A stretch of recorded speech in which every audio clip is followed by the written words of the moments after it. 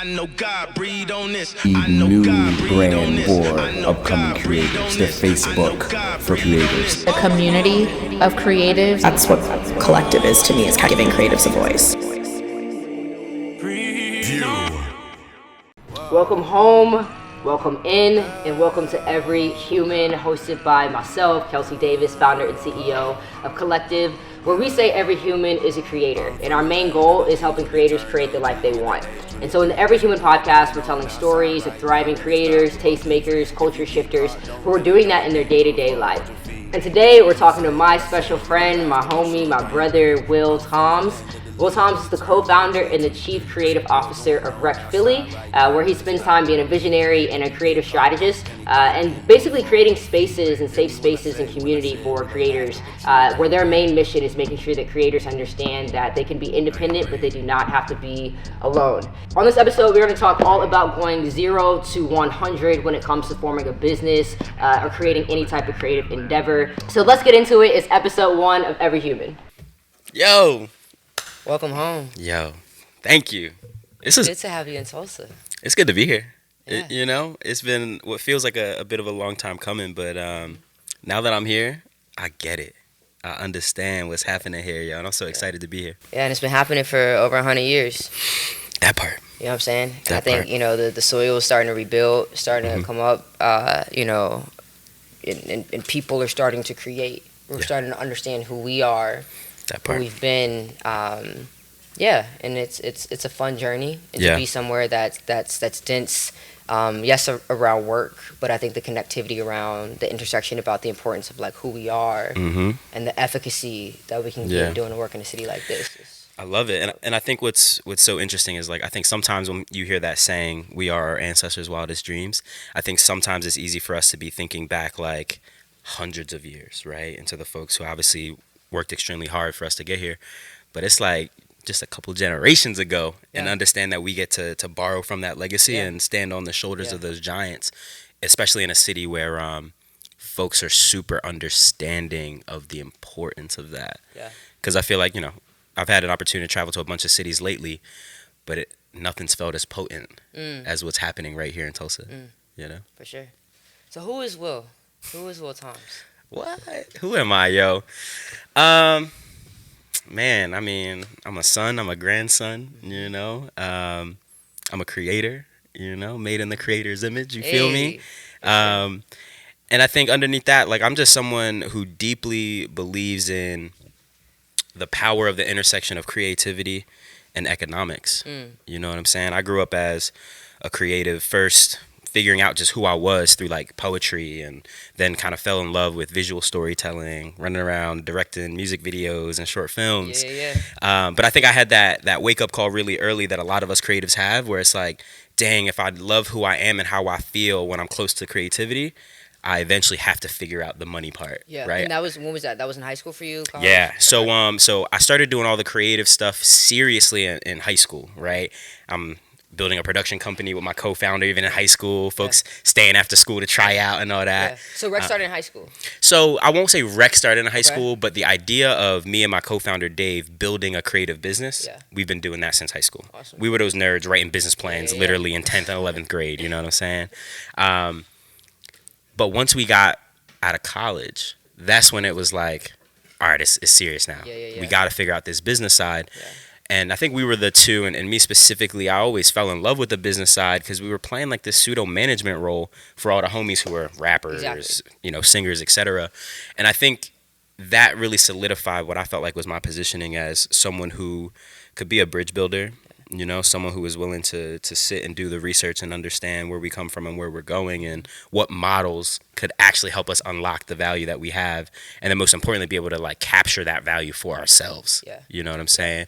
So that's me. I'm a systems thinker, you know what I mean? But underneath it all is someone who just deeply loves our people. And you're the chief creative officer of Rec Philly. So when I hear everything that you just said to reference who is Will, and I envision, okay, what is a chief creative officer? I feel like there's some synergy there. So sure. What is that title, and then what do you do in your day-to-day role at Rec Philly?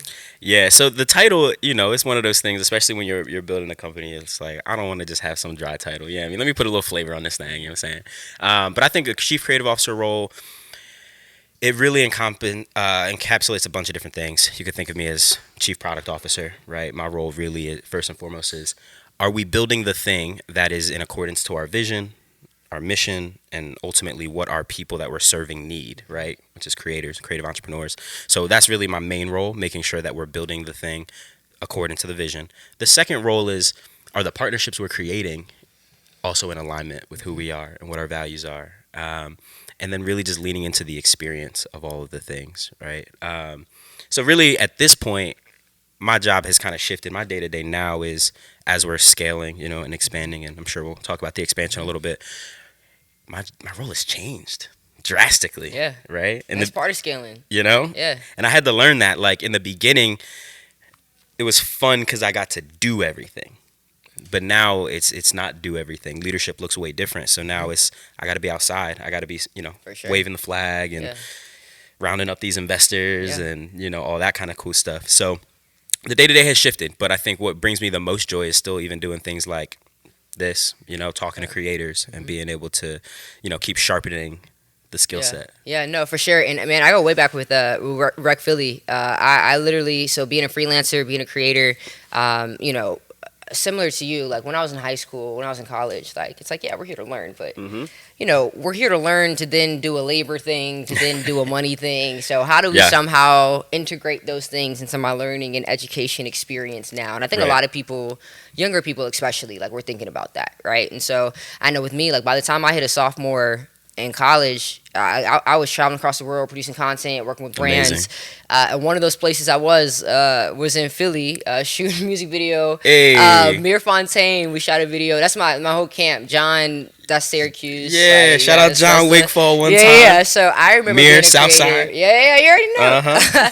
So I remember being a creator, and a big reason why we started Collective, it's like, I'm traveling across the country, producing all this content. I'm starting to see the issues of how creators and brands connect, right? So specifically the matchmaking side of, okay, I'm bringing in all this brand demand, but I'm also trying to go to class, and I'm also trying to catch a Greyhound bus. Right. And, I didn't have the individual bandwidth to manage all of that, right? And so I was like, all right, well, I have a lot of super creative friends. What would it look like if there was an easy way that I could kind of, know who those people are that have these different skills, and then be able to get the inbound from brands, and then just to be able to connect them, right? That's right. We've scaled into basically being a LinkedIn for creators, matchmaking technology that's able to, help staff the creator economy connect with brands. In that process, it's impossible. Like I'm on a job, right? But it's impossible for me to do that thing unless I have the space to create. That's right. In real time, literally. That's right. So it's like I'm literally going back and forth between upstate, Philly, New York City. And one of the places I continued to find myself at was Rec Philly. Yo, that's love. Explain to me why that was probably the case. So, all right. For context, right? I'm really grateful that I'm from Philly because I feel like it was the best place in the world to build what we're building. And the reason I say that is because in Philly, when we first got started, right, back in 2012, 2013, 2014, it was very clear there was an incredible amount of talent. But unfortunately, at that time, the narrative was at a certain point, if you wanted to be successful, you had to go to New York, you had to go to LA, right? Correct. And even back then, I never believed in that because at that time, I had an opportunity. I'm working in the agency world. I'm representing, big household industry names, right? Like Eminem, Shady Records, Ice Cube. And I'm seeing the power of what would become direct to consumer, right? But the challenge was, okay, if we know we can pull out our phones and we can build with people all across the world who believe what we believe, I got to serve them. And usually that's through being able to create content. And for us, we got to a point where it's like, yo, we knew that the resources were there, but there was no central hub of like, where do I go to get everything I need, right? In real life, right? Where do I go? Like, where can I actually physically go? Also, to be around people who are like-minded, where it's like, I care immensely about the culture and the creative of it, but I also care about the business side, right? I also understand that I want to be able to build wealth through Otherwise, it's not sustainable, right? So many times, and I think especially in our culture, it's like, talent is the thing that has allowed us to survive and the sense of labor. That's right. Right? So culturally, for our people, our ability to, more modern, you sing, dance, put a ball in the hoop, right? But couple years ago, from sharecropping, right? Right. To literally what can we do with our hands? That's right. With our voices, like how can we exert labor? But even then, we knew that we were never really in a position to own the thing, That's right? right. So it's like even I have to show up every day. I have to do the labor. I know that I'm being broken off literal scraps in the context of not even getting the worth of that labor. But there's never a way that I can get out of that cycle or Right. that system, Right. right? And so I think even a The lot of only people, way is ownership. The Exactly. only way. Yeah. And so you could still do a lot of things that are like, oh, we want to give out these creator stipends, or oh, we want to help, Right. here. But if we're not actually creating differences in the supply chain and That's the right. system, that we can say, hey, creators go create, Yeah. but they can have the safety and the trust to know that from this creation, I can scale to That's where I right. don't have to keep coming back to this. And I think unfortunately the norm back then was if I needed to get somewhere that would have the resources, I would have to give up the vast majority of my ownership to get it, right? Yeah. If I need to get to the people who have access to the studios and they have access to distribution and they have access to,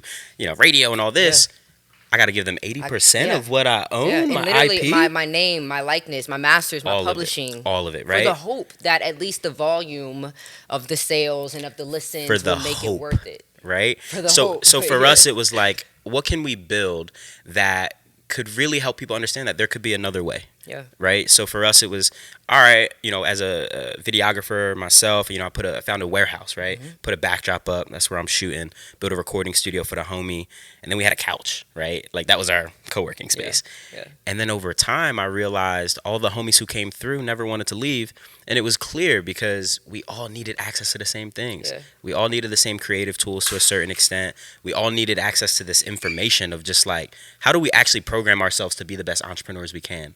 We're on YouTube University till 3 and 4 in the morning, right? Studying. And we realized that the conversations we were having were the same convos other people needed to be tapped into. Yeah. And that was really the seed for Rec. And now it's matured to this space. Yeah, let's talk about what it's matured into. Yeah, so what it's matured into now, instead of being in a warehouse, North Philly, 4 flights of stair, walk up type vibe, we now have a state-of-the-art facility in Center City, Philly, in the mall that I grew up in, you know what I mean, the gallery. And What's that feel like for you? Even being around like friends, family, like Yeah. same neighborhoods, same environments. it's a blessing, and the reason I say it's a blessing is because there's this like figurative but also literal flag that we've been able to plant in the center of our city that says, yo, creatives will always have a place here. And I think that's important for a city like Philadelphia, but honestly for every city, to understand how important placemaking is, right? And to say, yo, when I was growing up, I used to walk through that mall window shopping, like literally just looking for a place to be. But the fact that now there's like a generation of young people who go downtown as a creative and say, yo, tell your fam, yo, I'm going to work today. And you're going to Center City with some pride, like knowing that place was built for you, with the support of someone who looks like you. I believe now there's members that walk into that space and the first time they're there, they rethink what's possible for themselves just because the space exists. You feel me? It's like when you walk into somewhere, I know that was me. Like when I grew up in Atlanta, and I remember for me, the idea of going to New York for school was like the biggest thing ever, man. I went to upstate New York, Syracuse. I thought I was moving to New York City. Right. And, hey, you know what I'm saying? Coming from Georgia, quite, but right? And I remember being on campus first week, freshman year, and just being like the window, the sky opens up in terms of what you could have access to, what you can do. And so it's like you only have your frame of reference of what you can do often based on what you have access to. And that's the thing with being a creator often, right? It's like you have this vision, but can we actualize? And the real challenge is it's incredibly hard to be what you can't see. So sometimes like even just having the model of like, oh, I see somebody who's getting it differently. Now it's like, oh, wow, if I want to be in the entertainment industry, there's so many more jobs than just the person on the stage, right? And I think that's important. But to explicitly explain what Rec is, we have a physical space, 10,000 square feet that we think of as a gym membership or a YMCA for creatives, right? So you walk into this space and instead of workout gear and yoga studios, it's recording studios, podcast studios, dance studios, design. We have a Live Nation venue, we have a retail store. We literally have all of the tools that creatives need to create, to be able to execute, and then to be able to monetize. right? And the beauty is we also built a creative agency that allows us to work with brands of all sizes, whether that's, Red Bull or Lyft or Comcast. And when they hire us to do different marketing services, creative services, documentaries, events, we literally go right back into our membership base and we hire our members to do that work. So for us, the vision now is how do we scale up to build these hubs, right, that are so important for that in real life connection and community building. We want to put those hubs in cities around the world to connect all these brilliant minds that we have in our community and our culture, so we can lean on each other in a way that makes us less dependent on some of these institutions out here for our success. Yeah, I know somebody that believes in that mission a lot and that's been fighting their whole career to do that in their own space is Puff. Absolutely. So talk to me about that.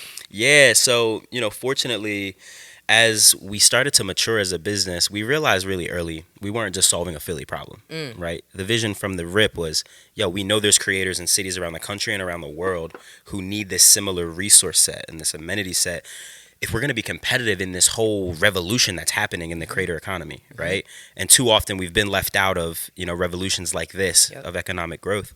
But like you mentioned, when we were coming up, for me personally, one of the original creative entrepreneurs that I saw doing it at the highest level was Puff.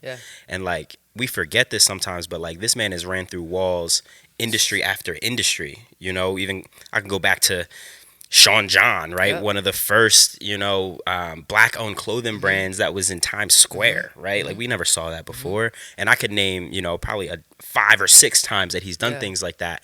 And the beauty of us building the relationship with Puff and Combs Enterprises is Puff understands that he had to run through those walls to get where he got, but he knows that now he's in a position of legacy where he can invest in the things that can literally just remove those roadblocks for us as a generation, So that's what he kind of saw in us. He was like, I understand it. He had already had a vision for a creative space. So when we start to talk, and it was like, oh, clearly we should be partnering up and we could be able to really make this thing a reality in cities around the world. Yeah. What happens when people who deeply understand themselves, their gifts, their purpose, their values, their position, right? Because that seems like, who you are, right? And I think that we have to do that as individuals, first of all, to be able to thrive and accelerate as a creator. That's real. Right? You mentioned something at the beginning of this, you're a creator made from the creator, right? That's it. It's something I say every day. They're like, how do you get your inspiration? How do you learn how to create, be a creator?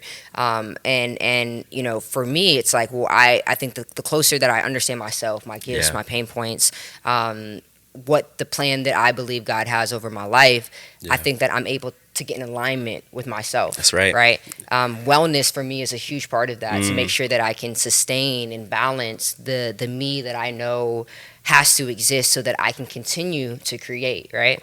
What happens, what have you seen when people who are aligned in these ways partner? When you got me about to start preaching out here. Let's I say preach. when two are gathered, two or more are gathered. Hey, God is present. But there is something incredibly special that happens when people really get to tap into self and understand themselves, and then do that in community. I think all of the limitations get removed, right? Because we were jamming on this, even talking briefly last night, right? There's this narrative of you gotta fake it till you make it, right, in our culture. But I think that's so crippling sometimes because people struggle to try to get really good at being someone else. And that really takes all your time and energy, and you can never master being you. You know what I mean? But all the deepest power comes from really leaning into who you are. So for me, that's even why a place like Tulsa is important.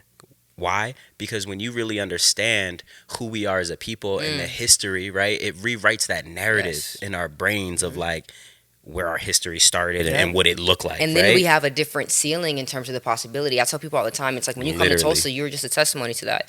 When you come to Tulsa and you see, you really literally get this re-understanding of who you are. And it's like when I think about 100 years ago, the people that were coming to Tulsa, you know what I'm saying? Like a lot of people weren't from Tulsa who came to Tulsa to build, right?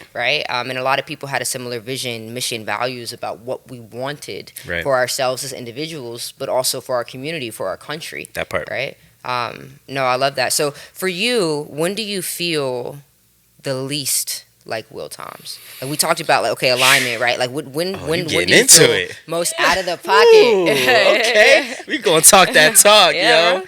Man, all right, look. So I think that's such a beautiful question, and this has been something that I've like wrestled with throughout the whole journey, right? Like, again, I come from the agency world. I had an amazing job doing digital strategy for entertainment brands and whatnot. But for me, the idea of being in any space where I couldn't show up fully, I had to, dress a little different than I wanted to. You know what I mean? If you really understand the certain experience, you know what it means to have to put that face on when you walk into a space. And anytime I gotta bend to, nah, yo, you know what I'm saying? Because then it disconnects where my power comes from. And I'll be honest, even on some of this fundraising journey, early in the beginning, it was like, dang, like I'm out here gotta, the story. We be hooping, you know what I'm saying? Like, what you, Ali? Because people like, and I think folks are starting to talk about this more now, but it's like when we think about who's out here raising capital and who's out here getting the capital, it's sick. It's a really hard journey for us as Black founders specifically. You know what I'm saying? Even folks be like, yo, I raised a family and friends round. It's like, dang, well, I don't know too many of my family and friends who could write me a check for $100K or even $50K. You know what I'm saying? With that bending that you talked about, how has that experience been for you as someone who also identifies in a lot of different positions and identities, in the sense of you're a creator, absolutely, right?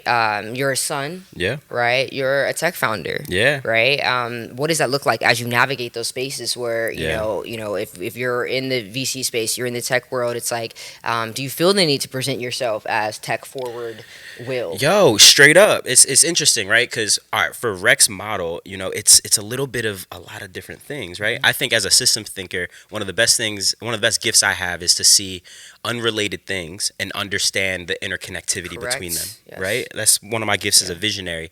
But what makes that difficult is these traditional VC funds that I've experienced so far, a lot of them have their investment thesis, right? So some of them are like, yo, we explicitly invest in SaaS tech, that's it, right?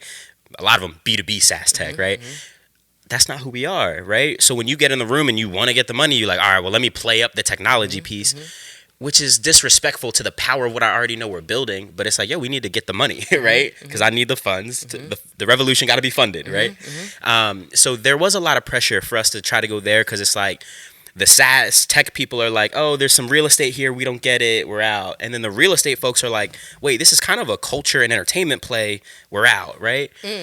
But when we finally started to get into the right rooms, there was a peace.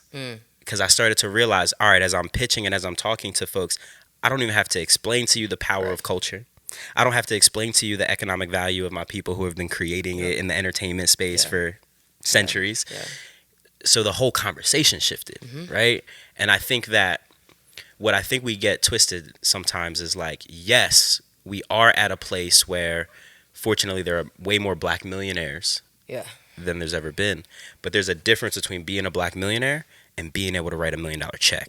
And being able to say that our wealth gap numbers are better, or that are, I think sometimes we throw these shiny statistics to say, hey, like, oh, look at all these Black people raising capital. Oh, look at, we have a Black president, oh, look at which are incredible things, right? But when we look communally, right? That's what it's like about. You got to look to the median. We serve our community. I think a lot of people don't understand. It's like, I tell people everything I do is like, I empower creators to create. Right? I'm trying to help creators create the life that they want. I'm trying to literally liberate the world. That's it. Right? In doing that, there are certain things that we have to be honest with about in terms of, hey, like, what are we really valuing and what are we really fighting for? And a lot of times it's like, if we're saying, hey, we're the ones that we're opening these doors, we're going to go get the brands, we're going to create the spaces, right? We're going to build the technology. People expect their lives to change, right? And I know I feel a certain level of responsibility to be a good steward around resources, leadership, everything, right? Because it's a matter of, like, we are literally trying to nurture our people, but we have to do that from a position of service, right? And not from a position of, oh, look at what we want to build, but this is what we want. This is whom we want to serve and how we will do that. I totally agree, and I also want to add, you have to do it from a heart space of service, right? Servant leadership, which I think you and I both share, but also from a place of authenticity. Because if you bend to get it, you have to stay bent to keep it. Woof. You feel me? And I think there's a lot of people in our culture feel who me? are bent and bending Right. and breaking. And as folks who are entrepreneurs, it's like a lot of the why we're building is, one, to solve problems that aren't being solved, but two, because we want to do it the way we want to do it. Yeah. So if you then put yourself in a situation where now I'm bent out of shape in order to get this thing, it counters the whole purpose of taking the risk that we're taking as entrepreneurs, right? For sure. So that's been a whole journey, and like I think deepening that inner work, you know, for myself and things like therapy. I was about to say, and talk about healing. that. What is that process for you in terms of how you sustain? Yeah. So look, for me, man, fortunately, I was raised in the church, you know what I'm saying? I'm a preacher's kid, Hey, you know what I'm saying? So like faith has always been my foundation, which I'm grateful for. As I got older, I also recognized the need for me to heal and really like embrace therapy, right? I think sometimes folks, we lean on God and prayer when really we also need to be going to therapy. Yeah. You know what I'm saying? That Like works. those can work together, Yeah. right? Both are important. Yeah.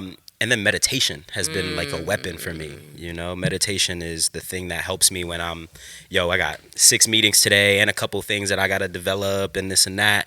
Taking that 12 to 20 minutes of stillness has been a game changer. And I want to just say this, like, the power of doing that inner work, doing that shadow work, doing therapy, doing, you know, investing in leadership training, right? Like all of those things. I got an opportunity to really lean into most of that stuff in the middle of my first fundraising journey while we were raising our first seed round. And it was clear as day to me how I showed up before and how I showed up after. And I think it just goes back to a lot of what we were saying. Like when you really start to understand yourself and know yourself and get to tap back into your power, you realize that like the investors are not doing you a favor. Correct. At all. If anything, we're about to 10x what you just gave. That's the purpose. Correct. So in the beginning, I was showing up like, all right, they got the money. So it's I'm so excited that you're here. There's a lot of money. Yo, the reality is all they got is the money. Yes, correct. It's for a lot of them, right? And hopefully you can get smart dollars that there's relationships and support that'll come with it. But a lot of the folks, it's like, yo, you just got the bread. But I'm the one who's taking the risk for real. I'm the one who's actually like out here on the ground And that's doing the thing. industry. If we're talking about artists, labels, Right. Writers, films, Right. networks, founders, VCs. Like I think that is the nature often That's of right. creating, Yeah. being a creator, right? So we had to talk about if there were one thing that you could change, right? Not about yourself. That's not what we're here to talk about. If there was one thing that you can change systemically, or that you could almost break, if you will, right? Yeah. If you could almost like break, rebuild, or break and point people to the other direction, whether that was like legislatively, environmentally, socially. Let me think about that for a second. Yeah. Dang, I love this question. So a couple things are coming to my mind at once. I'm gonna start here. I think if I could change one thing, I wouldn't even go from a policy perspective or anything like that. I would say the fundamental mindset of what success looks like for our culture. At REC, our slogan is independent doesn't mean alone. And the reason that's so important to us is because I think a lot of times, I think creatives are the best example, but it's also just all throughout our culture, whether you're a creator or not, right? This idea of like, I'm out here by myself, just me. I wrote it, I shot it, I directed it, I managed myself. In the raps, we hear that in the lunchrooms. We glorify it, I don't right? need you. You feel me? Yeah, And I it's built like, this on my own. and I think us as black people specifically, I'm gonna just talk about black people because I'm black, right? Indeed. We lean so deeply into glorifying a response to scarcity. Whew. To almost defend it. When it's like, yo, for real, that's not the way though. Put your 10,000 hours in and find your tribe. Yes. Because there's another person who's putting their 10,000 hours into being nice with that camera. And like in the beginning, I will say, there's a time and place to just get it done. So whatever you got to do by any means. But there's going to be a point where you can say, all right, now let me specialize and really focus on what I'm amazing at. And let me really like develop my genius so I can work with the other folks. So I think if I could change anything, it'd be the mindset that you got to do it by yourself. Yeah. And I would shift that so folks would really understand that success is a team sport. Yeah. And the sooner you find your people, know yourself, and play your role, the sooner you could be successful. For sure. And I think once we figure that out, and I believe we're starting to, but as we really embody that, it's going to change the game. Because for real, and I'll just say this briefly, it's like a lot of us are on this journey to build wealth, as we should. But if you're not building wealth to then be able to share it with your folks, what is we doing? You feel me? Like, so there's this beautiful idea of like, yo, let's go get these resources and let's go get it. But like, if you're not doing it and being able to say, yo, it's hard today, Kelsey, this is what I'm navigating. Yo, what's up? And building. Right? And we could be building while we're growing. I heard a lot, especially from like our parents' generation. And I think this is a testament to all the black millionaires. It's like, oh yeah, no, like, you know, I'm a get it, and then after I get it, and then after I retire, I'm gonna give it back. Yeah. Right? And I even used to believe in that, right? Because I was listening to Hove, you know what I mean? Hove is like, I can't help the poor if I'm one of them. So I get rich, then I give back. To me, that's the win-win. So it's like, I kind of believed in that for a little bit. But then the other part is like, yo, if the journey ain't enjoyable, especially as an entrepreneur, it's hard to keep going. So it's like, that's where you feel most alone.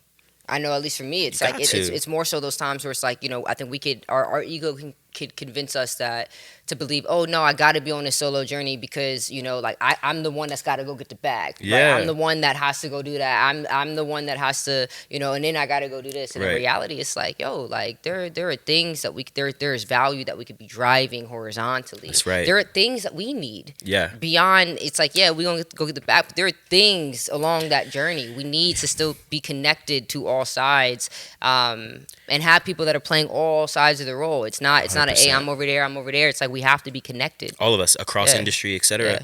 And also stay connected to our joy.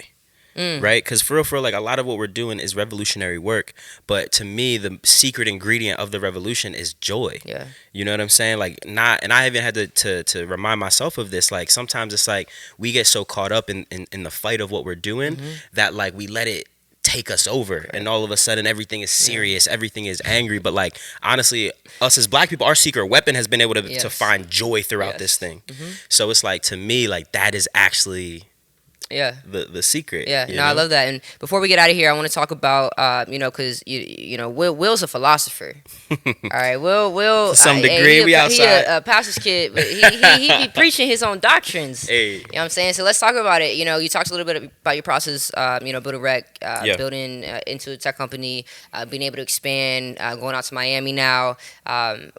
What role has the ability to synthesize your beliefs, visions, understanding into literature play? Like, why literature? It's like this new creative vertical that I see you starting to get into. So talk about the book, but let's talk about like why literature specifically is the medium to communicate. Yeah, so I think first and foremost, the reason why it's important to just, whatever the medium is, get the ideas out is because, again, this is a team sport. And like, I personally believe that one of the things that we have to our disposal that leaders before us didn't have is the ability to spread our ideas clearly and quickly. You feel me? Like, I can only imagine what it would have looked like if the Panthers had Twitter. You feel me? Like, it would have been a whole different world, you know? So for me, the idea of being able to synthesize the ideas is so, if God forbid anything happens, you could just pass it to the next person. Documented. You feel me? Yeah. They could just pick it up and move on. I think it was Dr. Henrik Clark said, the importance of that documentation is, you know, if you're working on the journey and unfortunately the leader gets picked off while reading page 6, the next up can step into the place and pick up on page 7, right? I butchered that a little bit, but the essence is, one of our best weapons that we have not picked up yet is that sustainability, that succession planning. So for me, it's like, we could all do it in our own lifetime, but if you actually can't document it and pass it on, it makes it harder for us to win the fight, right? And then I think the second part is a selfish way to almost like scale up my own time. You know what I mean? I enjoy having conversations, and I've had a fortunate positioning to be able to help and guide and support so many creatives that I found myself having the same conversation over and over again. And once I started to understand that, like, no matter what kind of actual skill set you're endeavoring on, where you are on your journey, I believe there were these fundamental ideas and concepts, specifically around business, that if every creative knew, we would have a clearer path to success, right?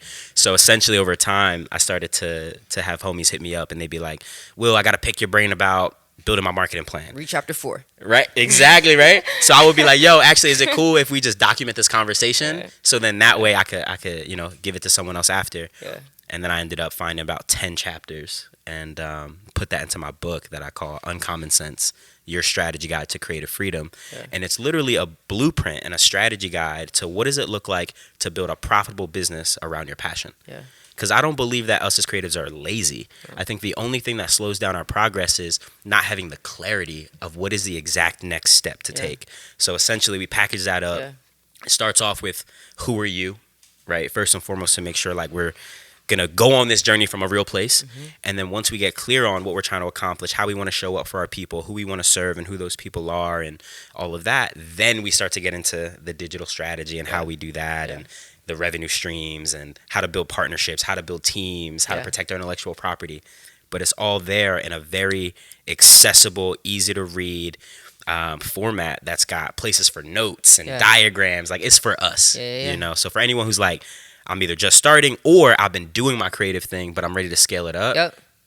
The book is for you. We're going to drop Uncommon Sense. Uncommon Sense. Yes. Let's run it. We're going to put that in the description. Make sure that we run that out. All right. So before we leave, Collective, we always say every human is a creator. Yes, which I love. And hold on. I got to say, you was rocking this every human is a creator shirt. I need it. I don't know if it exists. That's a 101. Nah. It don't exist yet. You think we should drop it? Yeah, you should drop it. And I'm going to be the first person. And I don't even want it for free. I want to support. I want to put the cash down. Because I got to rep that proudly. No, for sure. So, every human is a creator is really what we believe. Back to the original thesis, it's like we do believe that we were all made of a creator. We all have the individual ability to tap into our creative gifts, to critically think, to be problem solvers, to have our own visions. And now the goal is how do we actualize that so we can create the life that we want. So with that question, or with that statement, what would you say is the one thing that would, or what is one thing that would really help you thrive and ascend as a creator, as an individual, as Will? What would empower you to be able to create more, higher, better, faster? In general, you mean me personally? You personally. Huh. What is one thing that would empower me to like create at the highest, like a higher level? Oof. Man, if I could master time a little bit, that would be helpful. Sometimes I feel like it's not enough hours in the day for the things I want to do. But shy of being able to manipulate time, that's a great question. Scaling yourself, maybe. Yes. Yo, I mean, honestly, right now, I need an assistant. Right now, I need a manager. I need all those things. But yeah, scaling myself. Because honestly, like when you say every human is a creator, in my opinion, I feel like my life and who I am is my first masterpiece, right? And then everything else is just going to be an extension of that. Rec is literally just a piece of who I am. So if I could scale myself, and be able to do that, I think the world would be in a good spot. You feel me? As your friend, as the homie, that's all I want for you. Yeah. You know what I'm saying? It's for us. No, for real. Because at the end of the day, we need to be able to have space. You know this more than anyone, right? We need to be able to have space to think, to live, and to time, play, space and time. Yeah. Awesome. Interesting. Yo, hold on. I wanna. What just came up for me when you said that, right? Like, we need space to think and to do our things. We also need time, and I think early in my journey as an entrepreneur, I used to subscribe to this whole never not working, no days off, thing, which I think is actually super scarcity ridden, and also I think the cap, right, of us getting caught on the wheel of capitalism when folks are just working that 9-to-5 job they actually hate, you know what I mean, living for the weekend. the biggest trap of it all is literally your body is so occupied that your mind can't even really, you know what I'm saying? It's like you can't even. That is the trap, and that's been the trap. That's been the trap, literally, historically, since been the the trap. beginning. So it's like, you can't read and write. Right? You can't. Whatever. It's how do we do things that strip us from critically thinking? Right. How do you physically? How can you think about taking care of your spirit and your mental if you still worried about watching your body? You feel me? Right? So it's like that time is really what it's about. You know what I'm saying? So yeah, I'm in a space of, it's exciting now to know how many other amazing visionaries are out here doing this work, so that way we can work together to be able to create that time and space that all of our people deserve. Yeah, for sure. me? Awesome. Collective Rec Philly, Kelsey Will. We here. To every human.